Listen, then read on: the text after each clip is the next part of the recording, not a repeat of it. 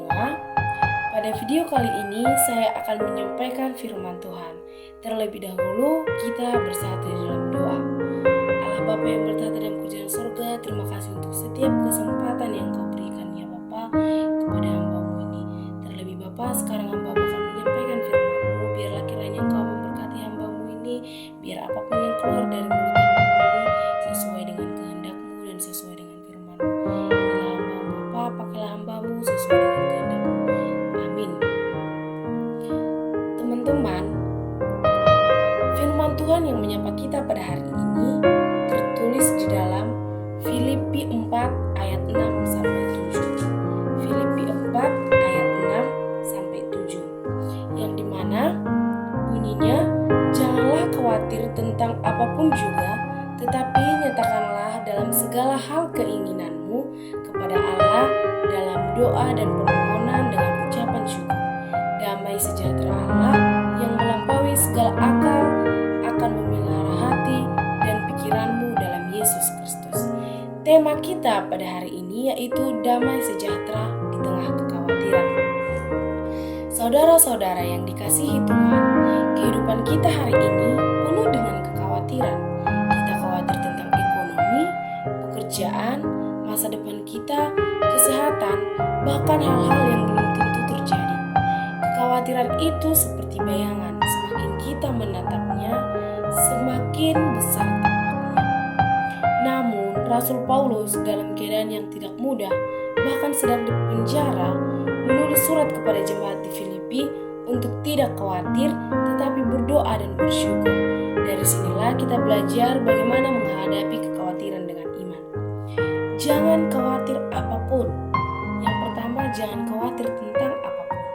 Seperti tertulis dari ayat 6a. Janganlah hendaknya khawatir tentang apapun juga.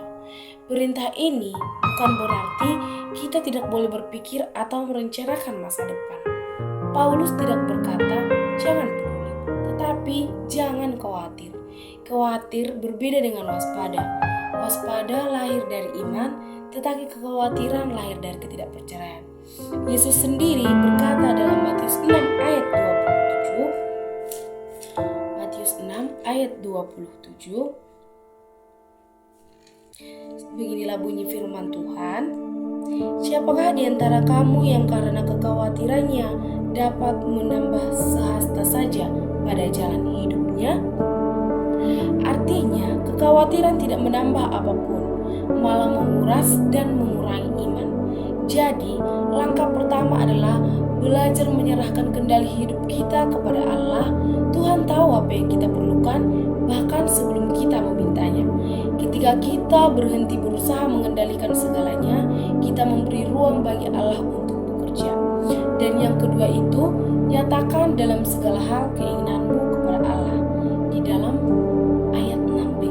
Tetapi nyatakanlah dalam segala hal keinginanmu kepada Allah dalam doa dan permohonan dengan ucapan syukur. Inilah resep rohani dari Paulus. Ia tidak hanya berkata, jangan khawatir, tetapi memberi solusi doa, permohonan, dan ucapan syukur. Di mana doa ini menunjukkan hubungan pribadi dengan Allah. Kita boleh datang kepadanya kapan saja, bahkan bukan hanya di saat genting. Yang kedua, permohonan berarti kita boleh jujur menyampaikan kebutuhan kita secara spesifik. Allah tidak tersinggung oleh permohonan kita, Ia justru senang ketika kita bergantung kepadanya. Ucapan syukur adalah tanda iman. Kita bersyukur bukan karena semuanya baik, tetapi karena kita tahu Allah tetap baik di tengah situasi apapun. Saudara-saudari, teman-teman, ketika kita belajar berdoa dengan ucapan syukur, hati kita mulai tenang. Bukan karena masalah hilang, tetapi karena kita sadar bahwa kita tidak sendirian. Kita tidak sendirian. Yang ketiga, damai sejahtera Allah memelihara hati dan pikiran. Damai sejahtera Allah memelihara hati dan pikiran. Di ayat 7, damai sejahtera Allah yang melampaui segala akal akan memelihara hati dan pikiranmu dalam Kristus Yesus. Hasil dari doa dan penyerahan adalah damai sejahtera. Bukan damai karena keadaan tenang, tetapi damai yang berasal dari Allah sendiri yang melampaui pengertian manusia.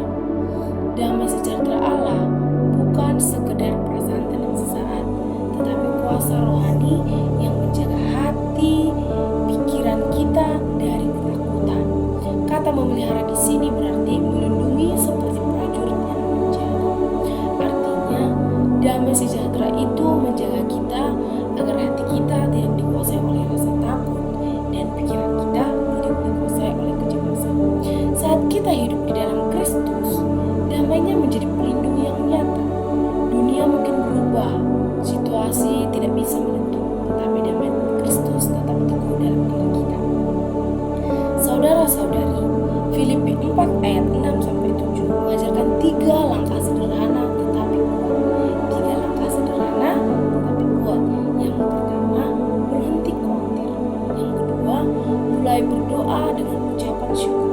Yang ketiga, percayalah bahwa damai Allah akan menjaga hati dan pikiran kita.